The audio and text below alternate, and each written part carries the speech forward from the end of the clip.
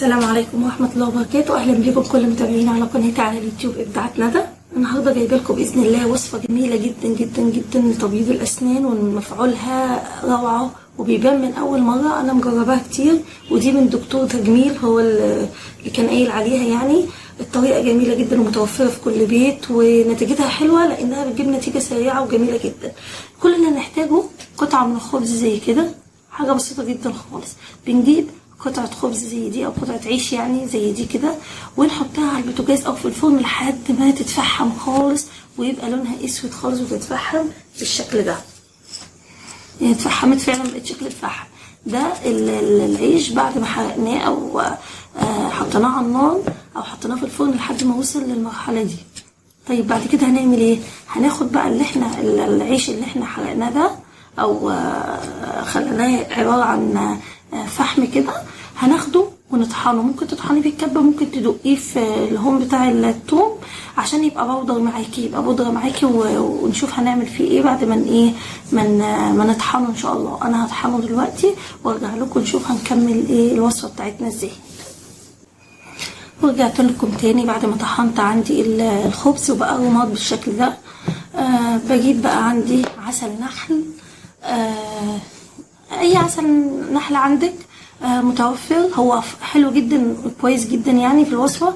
طب لو نفرض انت ما عندكيش عسل نحل، ممكن تتصرفي ازاي؟ الموضوع بسيط يا جماعه خالص. لو ما عندكيش، هو العسل النحل افضل يعني، بس لو ما عندكيش، عارفين الشربات السيرب التقيل بتاع الحلويات، تعملي سيرب تقيل، يكون عندك سيرب تقيل كده بتاع الكنافه او بتاع الحلويات او بلح الشام او كده، وتاخدي منه معلقه هيأدي الغرض يعني، مش هنقف يعني على العسل. بتاخدي بقى ايه؟ معلقه عسل كده، ممكن معلقتين حسب ما ياخد معاكي، بحيث ان هو يتشكل لي عجينه.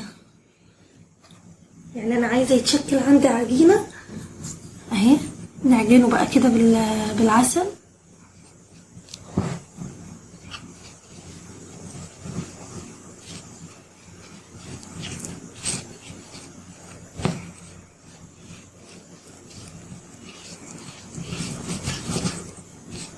وكده اهي عجنتها، هي تكون عندي عجينه زي عجينه المعجون.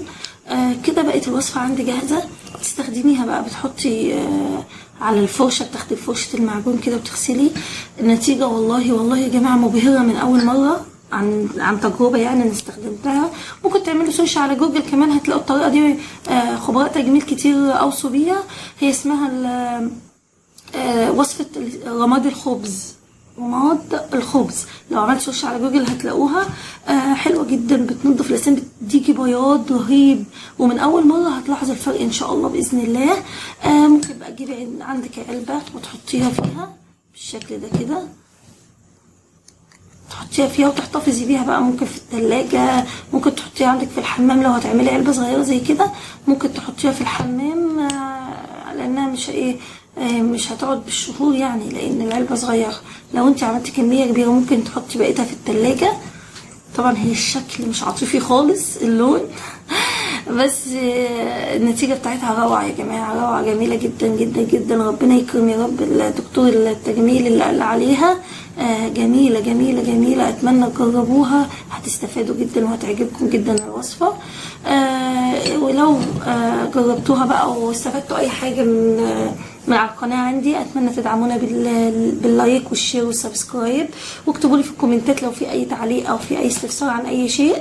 ان شاء الله برد عليكم. وطبعا تابعوني على صفحتي على الفيسبوك ابداعات ندى، واشوفكم في فيديو تاني وفكره جديده ان شاء الله على قناه ابداعات ندى. ودمتم في رعايه الله، والسلام عليكم ورحمه الله وبركاته.